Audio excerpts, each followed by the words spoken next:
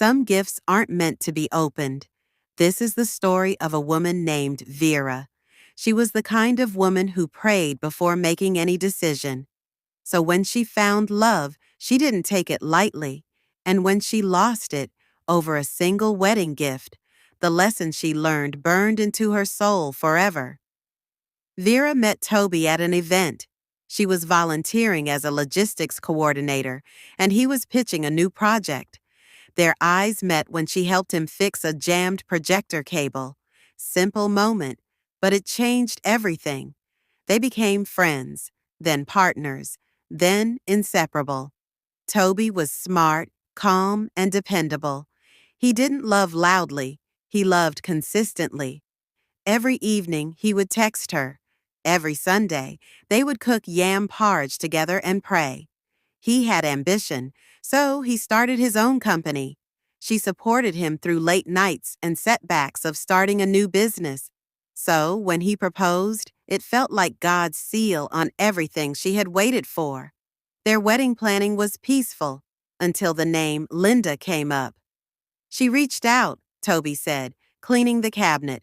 Said she's happy for us and wants to attend the wedding. Vera blinked slowly. You mean your ex? We're cool now. Nothing happened after you and I started. You trust me, right? She hesitated. She'd seen the way Linda looked at him back in the day, like she had unfinished business. But Vera didn't want to seem insecure or controlling, so she nodded. Fine, she said. The wedding was magical. Soft jazz, blush-colored roses, whispered vows under a silk canopy. People cried, people danced, and people brought gifts, dozens of gifts.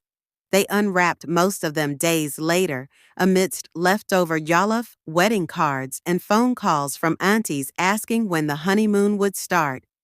Days later, Vera was unwrapping the wedding gifts when she noticed a small white box with a silver ribbon. No name tag, no envelope.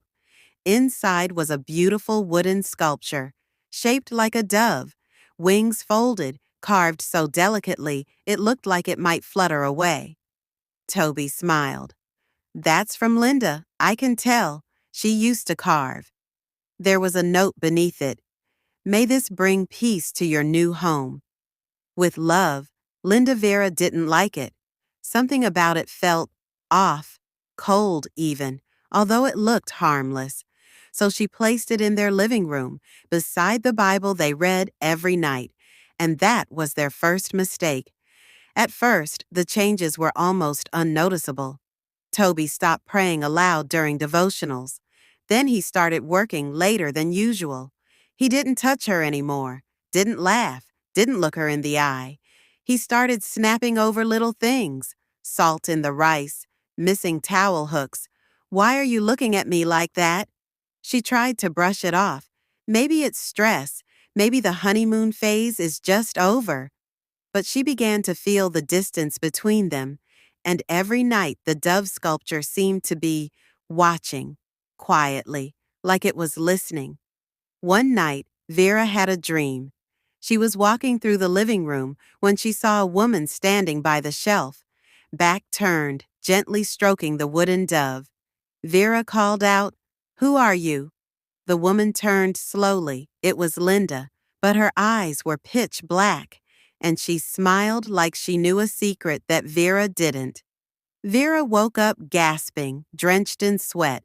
Beside her, Toby was fast asleep. She looked at the dove sitting on their shelf. She closely observed it, but while it looked harmless, she could feel cold shivers run down her spine.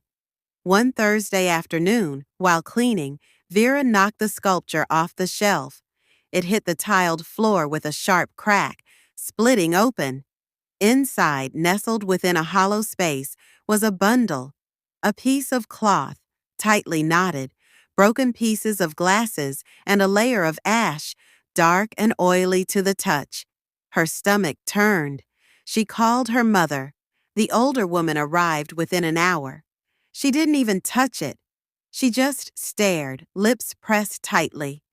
"That's not just witchcraft. That's a spiritual leash," she said. Someone put this in your home to twist the mind of your husband, to pull him away from you. Vera fell to her knees. All this time, it hadn't just been stress. She had been losing her marriage one day at a time, to a gift. Vera and her mother prayed. They called her pastor. They anointed every corner of the house. The dove sculpture was burned in a barrel behind the compound. The air smelled like burnt oil. After this ordeal, Toby improved, briefly. He started to smile again, even kissed her cheek before leaving for work. But something still hovered over him, like residue that refused to wash off. 2 weeks later, he packed a bag. Vera, I feel like I'm drowning. I love you, but I don't feel like myself anymore. He left. A month later, Vera found out that Toby had rented a flat across town. Linda had visited him there. Both were now living together, and they didn't even hide it.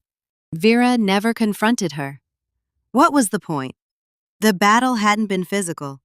It had been spiritual from the start. Now, their divorce was quiet. It was mutual. Vera moved on with her life after crying for weeks, consoled by her mother. Toby's business tanked within 6 months. He stopped posting, stopped building. Some said he had lost his spark. Linda eventually moved to the UK. And Vera? She rebuilt her life, slowly and carefully. She got married again and gave birth to a son after a year. She never accepted gifts again without praying over them. She never ignored her intuition again. And she never allowed unfinished women into her life, family, and sacred spaces. Because now she knew that not every gift is a blessing. Some are weapons, disguised in sweet notes. So if you're planning a wedding, watch who you invite. Watch what you accept. And most of all, watch who still wants what you already have. If you enjoyed this story, kindly give us a huge thumbs up, like this video, and click on the subscribe button for more. See you soon.